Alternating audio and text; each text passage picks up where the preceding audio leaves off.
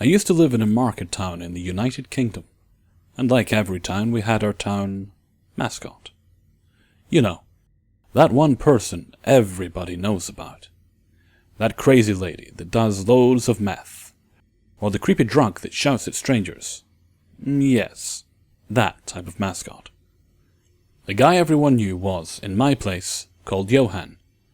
Sometimes referred to as Johann the Guitar Man by the locals. He was an average-sized guy with a dark beard and a happy demeanor. And he was very religious, a born-again Christian. He would often be found on street corners, talking in tongues while strumming his guitar. He could also be spotted singing one of his songs while giving his posters, every word of which was in rainbow font, to passers-by, or waving at schoolchildren. That, and he'd have maracas he would shake at random intervals. I guess you could say he was some sort of pseudo-street preacher. To most he was harmless, though there was a lot of stories floating around about Johann. And at school there would be frequent stranger danger warnings about him. One such story was that he was in a car crash, and he had severe brain damage. Another was that he was initially going to study science at the University of Cambridge, but had a religious experience and gave it all up. By far the worst rumor we heard was that he'd raped some young girl, but was so overwhelmed with guilt by the act, he'd lost his mind and decided to convert. There were also weird things that Johann actually did do. It was his birthday sometime in July, and he'd be giving out invitations in the street to a party he was going to have. I'm afraid I didn't go myself, though I'm curious if people actually did. His apartment, a place above a shop, adorned with the words, "Jesus loves you," painted across the outside wall, was tiny. And he invited a lot of people. The overall local attitude towards Johann was that, even though he was nuts, he was more or less harmless. Over the years I collected numerous amounts of his posters, and he'd pop in occasionally to where I worked, a local shop, and we'd chat. I even got one of his CDs off him. I probably still have it somewhere. Even teachers I knew would put up his posters in classrooms. I vividly remember my English teacher displaying rainbow-coloured size 36 words stating, "You are all wonderfully loved." Obviously gifted from Johann. Anyway, back to me. I had many experiences with Johann over the years, and most of them were pleasant, generally just saying, "Hi Johann," as I passed on my way to work and school and whatnot. To be honest, I did get funny vibes off him, but I decided to ignore them. He actually lived on the same street as me, so we were neighbours, and I was eventually used to his constant appearances. One particular day, however, he greeted me by name. I had never told him my name. "Good morning, my dear sister Hiragi Ghost." I wasn't at all surprised by this. He knew the names of a few of my friends, so, perhaps, they had told him my name at some point. I greeted him in return and told him I was doing fine.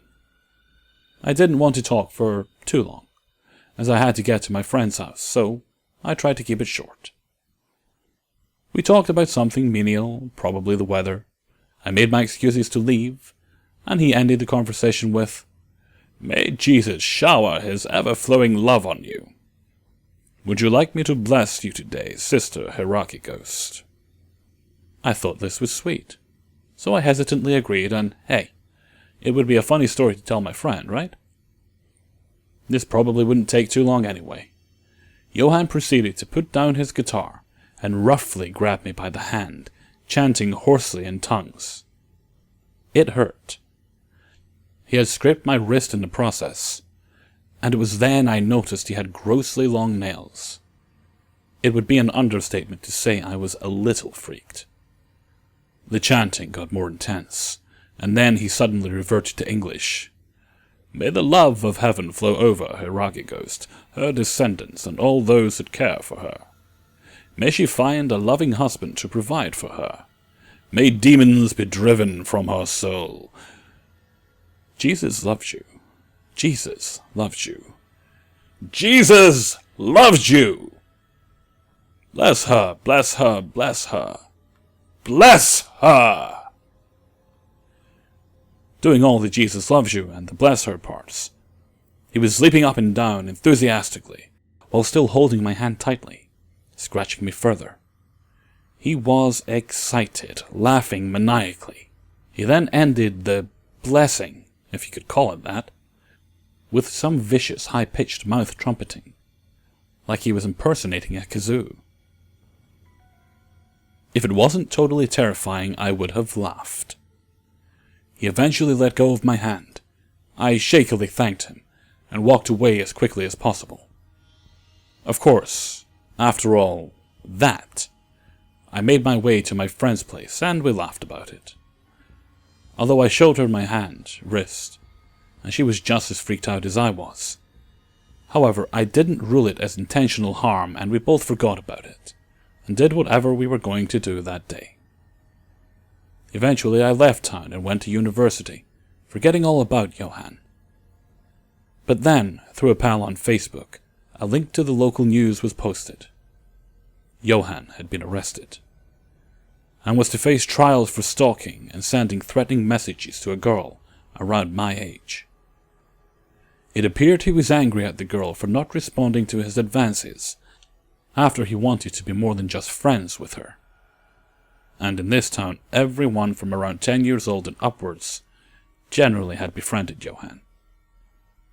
And the messages became creepily sexual, asking the girl if she wanted a taste of his chocolate cake. He believed the girl was his wife and believed their love was a sign from God, and they were apparently destined to be together. He eventually ended up threatening to kill the girl, her boyfriend, and their families for crimes of adultery. It turns out he was friends with a lot of local gang members, and he was considering sending them to the homes of the girl and her boyfriend. The chilling words on one of his final letters to her said, "God unfortunately says that unless you give up your ways, He will have to execute you. You've seen all the thunder and lightning. Take that as a sign. It would take just one lightning bolt to finish you off, my lovely." What makes it even worse is that the girl used to go to my school, and although it wasn't at the same time, I used to work at the same place as her. In that regard, I questioned the motive behind all of the friendly chats Johann would have with me, and whether he did mean harm behind all the oddly rough hand-grabbing. For the most part, though, I believe that he was a man that needed help, but he was largely ignored due to being harmless. It's a shame myself and my old hometown, including that poor girl, had to find out the hard way. He eventually got detained under the Mental Health Act, and I have to say that I'm relieved for him. Johann, as nice as you were in the past, I hope we don't meet again. When I was in middle school, I met a kid named Rob.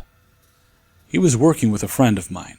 He was being loud and disrupting the class, which caused the teacher to send him to detention after a few complaints. My friend wound up working with me, and Rob was unable to find a new partner because no one wanted to work with him. The class soon ended, and my friend decided to introduce us. I didn't care for him one way or the other. However, he seemed to latch on to me because I was so accepting of people. Almost all of my friends in middle school would be considered weird or outsiders, so we took who we could get to socialize. Middle school flew by, and I loved to write. Rob complimented me and was always reading what I wrote. In fact, he got in trouble in class because he was reading my work instead of paying attention. To me it was flattering, and an ego boost. I was finally the center of attention for someone. The flattery was something I craved, with me constantly being overshadowed at home and school. Rob and I became friends, but he was very clingy, talking on the phone with me for hours. This was before everyone in school had cell phones, but I'm sure he would be texting me constantly if these things happened today. I still found him annoying, but I liked the praise too much to cut it off. In hindsight, I was a bitch to him at first. Then high school came around, and I moved. I lost contact with a lot of friends. Once again, this is before cell phones and Facebook were everywhere. However, those I had the number of, I talked to constantly. I was having trouble making new friends, and it was a new environment. Then I heard that Rob hadn't stopped talking about me, how much he missed me, how depressed he was that I wasn't around, etc. To 14-year-old me, this was almost like a declaration of true love. I was so happy that I was so missed. After all, a guy has to be constantly thinking about the girl he loves, right? We started dating. Talking on the phone when we could, saying we were boyfriend and girlfriend, etc. He mentioned that he had started drawing and writing, just like me. He'd kept all the pictures I'd drawn for him, and said his stepmom had stolen some of the writing I had let him borrow to read, and refused to give it back. We maybe saw each other twice during the few months we dated. He had suddenly gotten very touchy-feely, and started showing me written erotica. Being as young and religious as I was appalled. Still 14, and your boyfriend is trying to push you into sex. This grossed me out, and I expressed that it made me uncomfortable. He merely shrugged, and promised not to show it to me again. Then he asked me to hide it because his bitch of a stepmom would take it from him if she found it. I started to get a nervous feeling in my stomach, but I thought it was just a normal problem. I was terrified of talking to my parents because I had been sneaking around to go see him, saying I was going to a friend's house, but he would be there, albeit in a big group of people. I finally decided to break it off. I called his house after a church meeting, and his mother answered in tears. I asked her what was wrong, and she explained that he had been hauled off to a mental hospital. Apparently, as she put it, he had been writing disturbing writing, but she didn't want to talk about it. I decided not to make it worse, and continued to date him until he got back. After that, the calls got more needy, and he would call me all the time. Once he found out about my cell phone. He called me when I was out with friends. When I said I couldn't talk, he'd say, "Okay, I guess I'll go write or something." When I asked to see his writing, he claimed it was embarrassing and wouldn't match up to a pro like me. At this time, the sugar-coated praise had started to annoy me, and I had become self-critical in an attempt to improve. He was still acting like we were in middle school when talking, refusing to move on to different topics. However, I bit my tongue because I was worried of what would happen if I broke it off with him. It all came crashing down one afternoon when I got a call from him. It was almost summertime, and we were going to make a plan to go swimming, and maybe finally lose it to each other, as he jokingly put it. I had been miserable leading up to it, but I was trying to make him happy. After I hung up, I immediately was called back. I recognized the number as him and wondered what was wrong. "Hello, is this Alice?" A woman answered. "Yes, who is this?" "This is Janice, Rob's stepmother." The stepmother, who he constantly claimed was a bitch, was stealing everything I'd given him, was trying to keep us apart. My teenage stupidity almost made me hang up on her, but then she followed up with, "You need to cut off all contact with Rob. He's dangerous." Dangerous? How? As it turned out, the real reason Rob had gone to the mental hospital wasn't because of depression, but because of how his writing had focused on the two of us. He had planned on killing his family first, then having sex with me, before killing my family, and the two of us running off together. She read a few excerpts from it, which freaked me out. He went into so much gory detail about how he would mutilate the female members of his family. He started to make plans, and had even started hoarding knives in his room. I ran out of my room screaming for my mother, who snatched my phone from me and talked to Janice. They talked for so long. I remember rocking and pacing, white-knuckled as my mother finally hung up. We went to my father's. The two were separated, something Rob and I had bonded over. And he sat me down and had me tell him the whole story. My parents told me I would pick the direction it would go. I didn't want to press charges because Rob was obviously sick. They agreed, but only on the condition that I would give my phone to them if he ever tried to contact me again. I agreed, too scared to think it through. Luckily, once my parents got involved and criminal charges were threatened, Rob backed off. His mother blamed me for everything, accusing me of stealing her son's virginity, despite us never having sex. She then said I was a horrible person for breaking up with him and lying about everything, despite Janice bringing out the evidence. She then tried to blame Janice, and I told her that I never wanted to hear from her again, or I would call the police. Aside from a couple of attempted messages on Facebook, Rob has never contacted me again, and I am thankful to his stepmother for telling me everything. While nothing got much worse, I realized now how many red flags there were. The bottom line: don't stay with someone out of pity. You never know who may be manipulating you. About 5 years ago now, I was feeling a bit lonely. I'm a single mother. I was single then, and still am now. I was just coming off a fairly significant breakup, and after a little time passed, I became open again to the possibility of meeting a new guy. That is when I met Michael. He seemed to have his life together, was decent looking, intelligent and funny. We didn't really have a lot of common interests, but had incredible chemistry. At first, things seemed typical to what the getting to know you stage of a relationship includes. He had a young son, he had a good corporate level job. One small red flag was that he claimed to be divorced, yet he had a really young son. I always question men who are divorced, but have a 2-year-old baby at home. I know stuff happens, but it just makes me have a flicker of doubt. Still, I painted that red flag green and kept talking to this guy. As time went on, I grew suspicious that he was not divorced, because we never actually went out much, and I had never seen his place.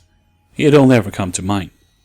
I questioned him, and he changed his story, saying he was separated and on the way to a divorce. This is a point at which I should have called bullshit, but I didn't.